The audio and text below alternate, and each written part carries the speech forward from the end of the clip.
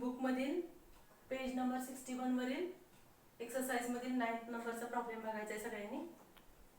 Problem मध्ये लक्ष द्या. Sun and moon are partners in a partnership firm sharing profits and losses equally. म्हणजे sun आणि moon हे दोन पार्टनर आहेत आणि त्यांचा प्रॉफिट लॉसचा रेशो आहे तो इक्वल आहे. You are required to give effects of adjustments with the help of following information. काय म्हटले? You are required to give effect. आपल्याला इफेक्ट दाखवायचे कशाचे? ऍडजस्टमेंटचे. With the help of following information म्हणजे खाली दिलेली इन्फॉर्मेशन म्हणजे काय दिलं आपल्याला? ट्रायल बॅलन्स दिलाय. ते ट्रायल बॅलन्स आणि ऍडजस्टमेंटच्या सहाय्याने आपल्याला इफेक्ट दाखवायचे आहेत. आता ट्रायल बॅलन्सची डेट किती दिली आपल्याला? 31 मार्च 2019.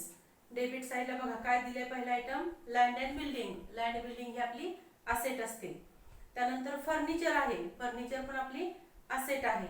Machinery asset. मशिनरीची ब्रॅकेट मध्ये तारीख दिली आपल्याला परचेस्ड ऑन 1 जुलै 2018. म्हणजे 40,000 रुपयाची मशिनरी आहे. ती किती तारखेला खरेदी केली? तर 1 जुलै 2018 रोजी. आता ही एक्स्ट्रा इन्फॉर्मेशन आली जेव्हा एखाद्या असेटला ब्रॅकेट मध्ये डेट देतात तेव्हा त्या असेट वरती 99.99% ऍडजस्टमेंट डेप्रिसिएशनची दिलेली असते. आता इथं आपल्याला वर्किंग नोट करायसाठी खाली ऍडजस्टमेंट बघा.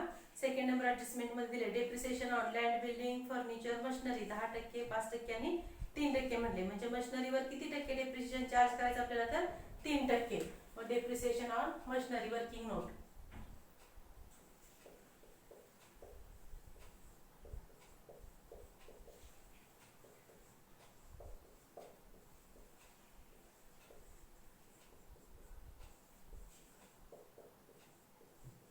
Depreciation on machinery. मशिनरीची अमाऊंट पहिल्यांदा लिहून घ्यायची 40,000 आहे. त्यानंतर डेप्रिसिएशनचा रेट किती टक्के दिलाय आपल्याला? मशिनरीवरती किती टक्के सांगितलंय? तर ऍडजस्टमेंट मध्ये 3% सांगितले. आणि डेप्रिसिएशन चार्ज करत असताना नियम काय आपला की किती महिने वापरले ते बघायचं. खरेदीची तारीख आहे 1 जुलै. मग जुलै, ऑगस्ट, सप्टेंबर, ऑक्टोबर, नोव्हेंबर, डिसेंबर, जानेवारी, फेब्रुवारी, मार्च आणि एप्रिल. बघा किती महिने झाले बघा. जुलै म्हणजे 7, 8, 9, 10, 11, 12, 1, 2 आणि 3. किती महिने झाले आपले? 9 महिने. म्हणून 9/12. आता जी पहिल्यांदा झिरो जेवढे कट होतील तेवढे झिरो कट करायचे. इथं 3 त्रिक 9, 3 चोक 12, 4 एके 4, इकडे 4 एके 4 0. म्हणजे राहिलं काय? हे 100 गुणिले हे दोन्ही 3 गुणिले 3 म्हणजे 3 त्रिक 9. 9 गुणिले 100 म्हणजे 900 रुपये. हे काय आलं? आपलं डेप्रिसिएशन आलं. त्यानंतर गुडविल आहे. गुडविल ही आपली असेट आहे. वेजेस आहेत ट्रेडिंग अकाउंटच्या डेबिटला. Current account. करंट अकाउंट फक्त मूनचा दिलाय. मी लास्ट लेक्चर मध्ये तुम्हाला सांगितलं करंट अकाउंट हे डेबिटला आले तर करंट अकाउंटच्या डेबिटला इफेक्ट दाखवायचा. त्यानंतर 8% डिबेंचर ही आपली असेट आहे. आता 8% म्हणजे हा इंटरेस्टचा रेट झाला आणि ब्रॅकेट मध्ये डेट पण दिली परचेस्ड ऑन 1 ऑक्टोबर 2018. मग दुसरी वर्किंग नोट कशाची येणार आहे आपली? Interest on debentures.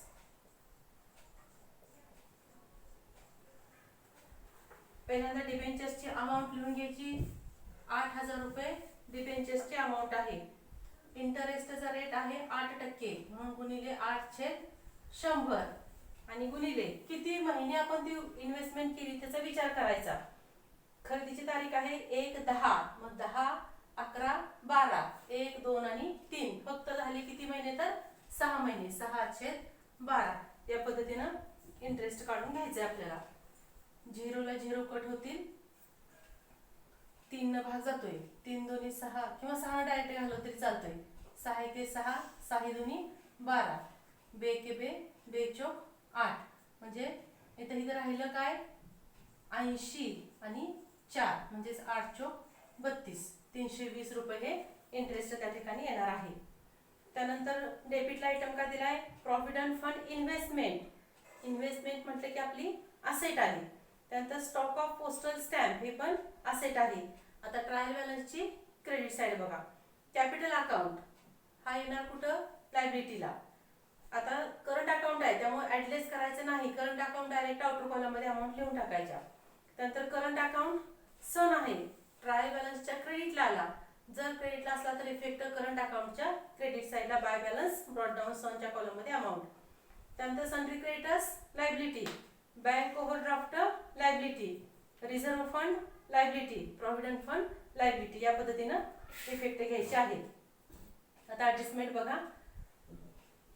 Partners are entitled to get salary ₹6,000 per annum in addition to their profit and loss sharing. पार्टनर्सना काय अधिकार आहे?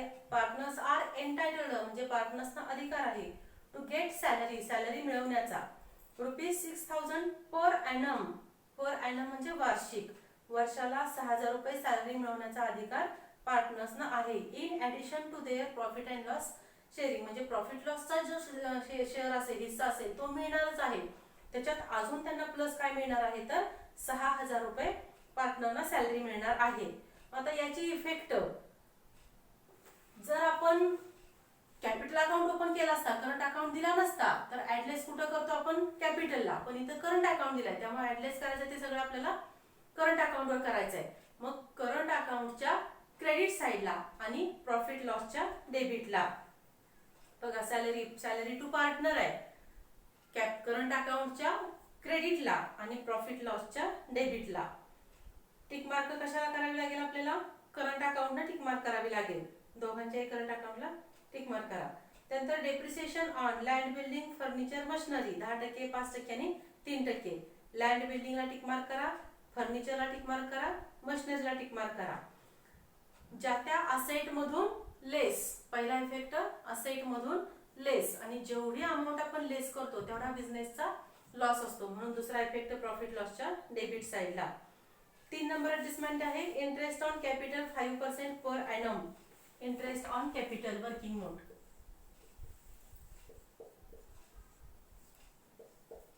इंटरेस्ट ऑन कॅपिटल सन आणि मून आहेत.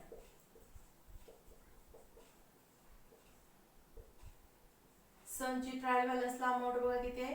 33,500. आणि मूनची पण किती दिली आहे? कॅपिटलची अमाऊंट बघायची 33,500. आणि याच्यावर आपल्याला किती टक्के इंटरेस्ट चार्ज करायला सांगितलंय तर 5%. 5/100 गुणिले 5/100. इथं काय तर महिन्याचा विचार नाही कारण डेट नाही दिलेली आपल्याला, त्यामुळे पूर्ण वर्षाचा इंटरेस्ट चार्ज करायचं. कॉमन 0 आहेत तेवढे कट केले, गुणाकार करायचा. 5 गुणिले 5, 5 25, हातच्याला आले इथं 2, 3 5 15, 15 आणि 2 17, पुन्हा हातच्याला आला 1, 3 5 15 आणि 1 16. सेम अमाऊंट आहे 1,675. हे दोघांचं आलं इंटरेस्ट. मग याची इफेक्ट ऍडलेस कुठल्या अकाउंटवर करायचं आपल्याला? करंट अकाउंटला. हे पण इन्कम आहे, त्या पार्टनरचं इन्कम आहे त्यामुळे करंट अकाउंटच्या क्रेडिट साईडला. पहिला इफेक्ट करंट अकाउंटच्या क्रेडिट साईडला आणि दुसरा इफेक्ट प्रॉफिट लॉसच्या डेबिट साईडला. त्यानंतर चौथी adjustment, closing stock ₹60,743. Closing stock दिलाय. नेहमीच्या पद्धतीने एकच अमाऊंट आहे, काही वेगळे ऍडजस्टमेंट नाही. एक इफेक्ट ट्रेडिंग अकाउंटच्या क्रेडिटला, दुसरा इफेक्ट बॅलन्स शीटच्या असेटला. टिक मार्क करावी लागणार नाही. 5 number, wages included ₹1,000 as advance given to workers. Wages मध्ये 1,000 रुपये कशाचे इन्क्लूड आहेत तर वर्कर्सना ऍडव्हान्स दिलेला आहे. ऍडव्हान्स म्हटलं की आताचा तो खर्च नसतो, म्हणून काय करायचा? वेजेस मधून लेस. एक इफेक्ट होईल वेजेस मधून लेस, आणि ऍडव्हान्स म्हणजे त्या वर्कर कडून आपल्याला मिळणार असतात, येणं असतं, म्हणून बॅलन्स शीटच्या असेटला वेजेसला टिक मार्क करा. 6 number, interest due but not paid ₹800. Interest due but not paid. आता ड्यू हे येणं देणं या दोन्ही अर्थानं वापरलं जातं, पण पेड वर्ड आहे का रिसिव्ड आहे याच्यावरून तो खर्च आहे का उत्पन्न आहे ते बघायचं. इथं काय म्हटलंय? Interest due but not paid म्हणजे तेवढं देणं आहे पण दिलेलं नाही. किती रुपये तर 800 रुपये म्हटले. मग आता इंटरेस्ट देणं म्हणजे खर्च आहे आणि दिलेलं नाही तेवढं देणं आहे. देणं म्हटलं की आपलं कुठं जाणार आहे तर लायबिलिटी साईडला आणि प्रॉफिट लॉसच्या डेबिटला, कारण तो आपला खर्च आहे.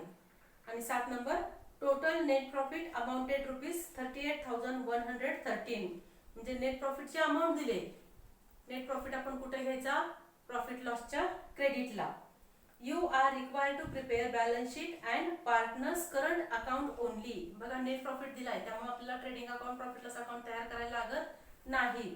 फक्त काय सांगितलंय? बॅलन्स शीट आणि करंट अकाउंट एवढंच ओपन करायला सांगितलंय. आता मी पोस्टिंग सांगताना सगळे तुम्हाला इफेक्ट सांगितलेले आहेत, पण आता काय करायचं आहे? फक्त आपल्याला बॅलन्स शीट आणि करंट अकाउंट हे दोनच अकाउंट आपल्याला त्या ठिकाणी ओपन करायचे आहेत. तर या पद्धतीने तुम्ही करंट अकाउंट आणि बॅलन्स शीट हे दोन्ही आखून तयार ठेवा आणि ही बोर्डवरची वर्किंग नोट आहे ती लिहून घ्या.